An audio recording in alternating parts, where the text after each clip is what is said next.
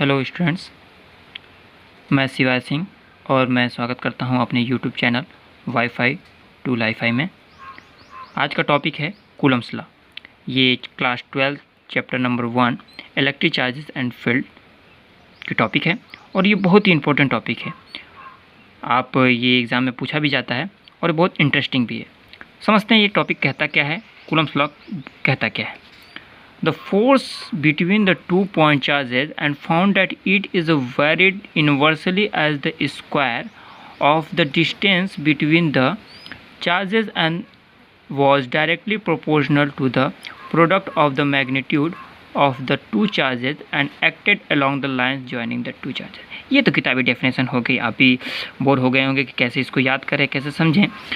देखिए, यदि आप मेरे वीडियो देख रहे हैं तो आपको किसी चीज़ को रटने की ज़रूरत नहीं है। साइंस का कोई भी टॉपिक हो, आपको रटने की ज़रूरत नहीं है। हम इसको ऐसे एक्सप्लेन करेंगे कि आप एग्ज़ाम में भी इसको आप अपने वर्ड्स में लिख सकते हैं, ठीक है, और अच्छे नंबर अचीव भी कर सकते हैं। तो आते हैं कि कूलम्स लॉ कहता क्या है।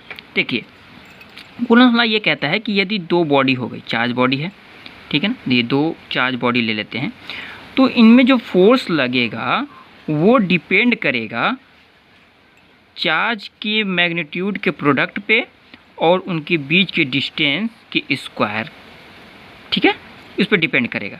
अब ये जो डिस्टेंस होगा दोनों चार्जेस के बीच में हम कैसे लेंगे, तो दोनों चार्ज का जो सेंटर है, ठीक है, मान लेते हैं ये सेंटर है, तो वहाँ से हम मेज़र करते हैं दोनों की डिस्टेंस, ठीक है ना, दोनों के बीच की डिस्टेंस हम मेज़र करते हैं। आप यहाँ से और या फिर यहाँ से नहीं मेज़र कर सकते।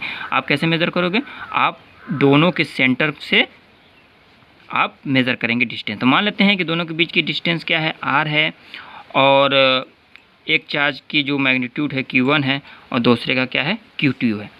तो अब चलते हैं कूलम्स लॉ पे। तो कूलम्स लॉ कहता है कि फोर्स जो होगा वो डायरेक्टली प्रोपोर्शनल होगा दोनों चार्ज के प्रोडक्ट पे। हमने दोनों मल्टीप्लाई, ठीक है, मल्टीप्लाई है, तो force is directly proportional to q1 और q2। डायरेक्टली प्रोपोर्शनल का मतलब कि यदि इस चार्ज दोनों में से किसी चार्ज की या दोनों चार्जेस की यदि मैग्नीट्यूड इंक्रीज करेगी तो फोर्स क्या होगा, वो भी बढ़ेगा, वो भी इंक्रीज करेगा।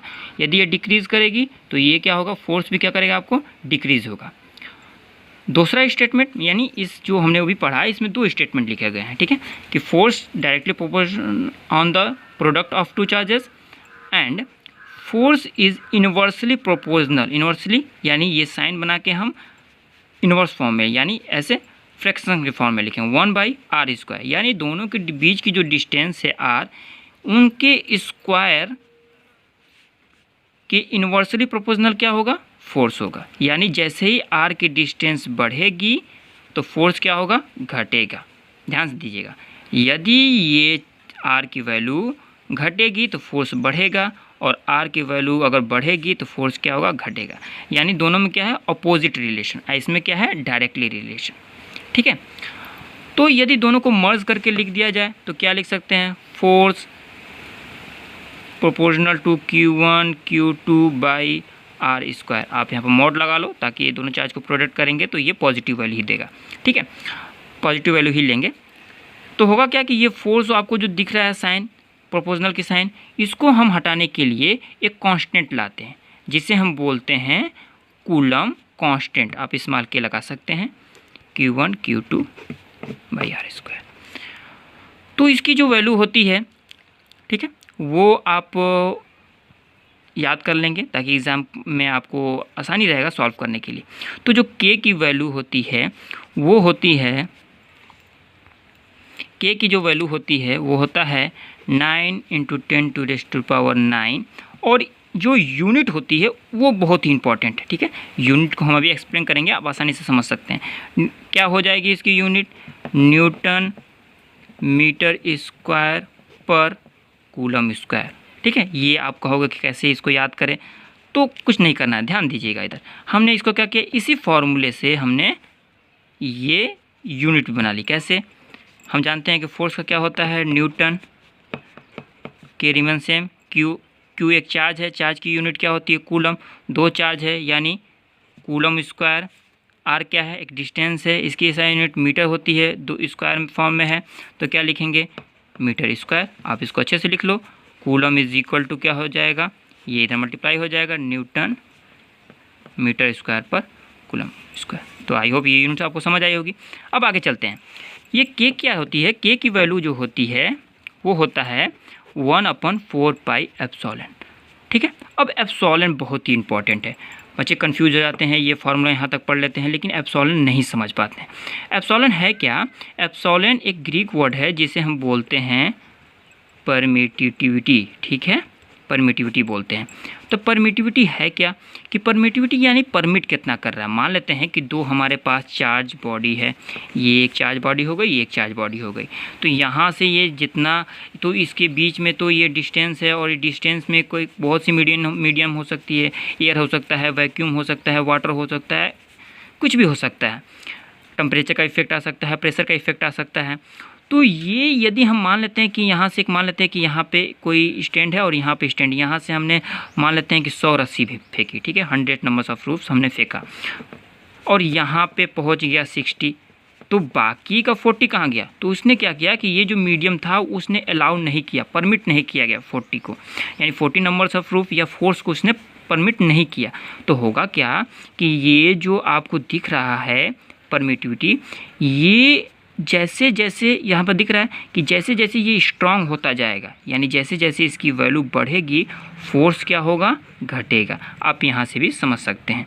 जैसे मान लेते हैं कि इसी फार्मूले को हम कांस्टेंट के फॉर्म में भी लिख देते हैं, यानी force is equal to 1/k की value 1/4 pi epsilon Q1 Q2 by r square. तो आप देख रहे होंगे कि ये जैसे जैसे ये परमिटिविटी की वैल्यू बढ़ेगी फोर्स क्या होगा?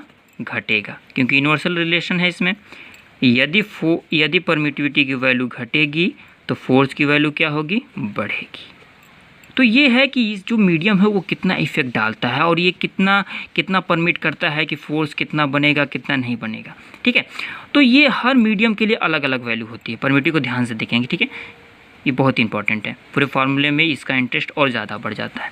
तो जैसे ही आपको देख रहे हैं कि एप्सिलॉन है, तो एप्सिलॉन की यदि मान लेते हैं कि फ्री स्पेस ले लेते हैं, यानी एक तरह का हम वैक्यूम, मतलब किसी तरह का मीडियम नहीं है, तो हम यहाँ पे एक ज़ीरो की तरह ओ या ज़ीरो जो भी आप बोले एप्सिलॉन नॉट बोल देते हैं। ठीक है, एप्सिलॉन हो गया, ये एप्सिलॉन नॉट। तो इसकी वैल्यू जो होती है वो होती है 8.85 × 10⁻⁻12। ठीक है, ये तो वैल्यू होगी, लेकिन इसकी यूनिट क्या होगी? तो यूनिट बहुत आसान है, हम इसी फार्मूले से इसको लिख सकते हैं। ये क्या है, यहाँ पे हम इसकी यदि ऊपर ला दें तो फोर्स क्या हो जाएगा? नीचे आ जाएगा। तो ऊपर का क्या होता है? ये कूलम, यानी मैं यहाँ पर लिख देता हूँ यूनिट कूलम स्क्वायर, और ये फोर्स नीचे आ गया यानी पर न्यूटन, और ये क्या लिख रहा है आपको? मीटर स्क्वायर, यानी ये भी नीचे है यानी पर मीटर स्क्वायर। तो आई होप ये आपको यूनिट इसकी भी क्लियर हो गई। हम यहाँ से बना लेंगे, और ये आपको हमेशा रिमेंबर रखना है, क्योंकि एग्ज़ाम में तो वैल्यू दी जाती है, लेकिन वो ना दें तब भी आपको इसको दिमाग में रखना है। ये वैल्यू हो गई और ये कूलम कांस्टेंट के की वैल्यू हो गई। ठीक है, यदि एक क्वेश्चन और पूछ लिया जाता है कि यदि मान लेते हैं कि फोर्स, ठीक है, फोर्स आपको फाइंड करना है जहाँ पे दोनों चार्ज Q1 और Q2 क्या चार्ज है? 1 कूलम का चार्ज है। दोनों के बीच की डिस्टेंस R कितनी है? 1 मीटर है। तो आप बताएं कि जो ये फोर्स होगा वो कितना लगेगा। तो कंफ्यूज होने की ज़रूरत नहीं है, बहुत ही आसान है। फोर्स इज इक्वल टू हम पढ़े हैं कि K Q1 Q2 by r square. तो फोर्स क्या हो जाएगा? इसकी वैल्यू हम जानते हैं, इसकी वैल्यू क्या होती है? 1/4 पाई एप्सिलॉन। ठीक है ना, एप्सिलॉन होती है, और Q1 और Q इसको पूरा लिख देते हैं बाई आर स्क्वायर। आगे चलते हैं, आगे क्या हो सकता है? फोर्स इज इक्वल टू, इसकी वैल्यू हमको मालूम है, यदि ये एप्सिलॉन नॉट हो, फ्री स्पेस हो, तो इसकी वैल्यू यहाँ पे दिखा देते हैं 8.85 × 10⁻⁻12 कूलम स्क्वायर पर न्यूटन पर मीटर स्क्वायर। तो इसकी वैल्यू, पूरी वैल्यू क्या हो जाएगी? 4 से मल्टीप्लाई करके 1 को डिवाइड कर देंगे तो आ जाएगा 9 × 10⁻⁹, जैसे हमने यहाँ पे देखा। क्लियर? तो अब यहाँ पे हो जाएगा, और ये हम जानते हैं कि इसकी 1 वैल्यू दी गई है, इसकी भी 1 वैल्यू, तो 1 × 1 डिवाइडेड बाई 1। ठीक है, आर स्क्वायर 1 कोई मतलब नहीं हुआ, तो क्या आ जाएगा? Force is equal to 9 × 10⁻⁹ newton. ये 1 नंबर 2 नंबर में सवाल पूछे जाते हैं और आसान होते हैं, बच्चे इसको कन्फ्यूज हो जाते हैं। ये तो सही से कूलम दिया है वो यूनिट करके लिख देता है। तो ठीक है, तो आप समझ गए होंगे कि बस हमको वैल्यू फाइंड कैसे करना है। तो हमने कूलम लॉ आज के क्लासेस में देखा कि कूलम लॉ क्या है। कूलम लॉ फोर्स, दो चार्जेस के बीच में फोर्स निकालने का एक रिलेशनशिप दिया हुआ है कि डायरेक्ट रिलेशन और इनवर्स रिलेशन के फॉर्म में। और यहाँ पे हमने जो कांस्टेंट है, कूलम कांस्टेंट है, उसकी वैल्यू के साथ साथ हमने क्या देखा कि इसमें एक एप्सिलॉन है, तो इसका इंपॉर्टेंट क्या है, ये हर मीडियम के साथ चेंज होता है, ये होता क्या है, तो दोनों के बीच में जो इफ़ेक्ट आता है, साथ ही ये कितना परमिट कर रहा है कि कितना फोर्स इसके हिसाब से बढ़ेगा घटेगा। ठीक है, मीडियम के ऊपर डिपेंड करता है। यदि ये ना हो तो हमको फोर्स का कोई मतलब ही नहीं रह जाएगा किस मीडियम में है और किस तरह के मीडियम में नहीं है। तो यहाँ पे हमने एक फ्री स्पेस के लिए देखा। साथ में ये भी देख सकते हैं कि जो एप्सिलॉन होता है फ्री स्पेस और एप्सिलॉन एयर का होता है वो ऑलमोस्ट सेम होता है, ज़्यादा डिफरेंस नहीं होता है। ठीक है, और साथ ही हमने एक क्वेश्चन भी सॉल्व करके देखा यूनिट चार्जेस पे और यूनिट डिस्टेंस बिटवीन देम में। आई होप ये वीडियो आपको पसंद आया होगा। यदि पसंद आया तो आप वीडियो को लाइक करें, शेयर करें, कमेंट करें और सब्सक्राइब करना ना भूलें। Thanks for watching, visit again.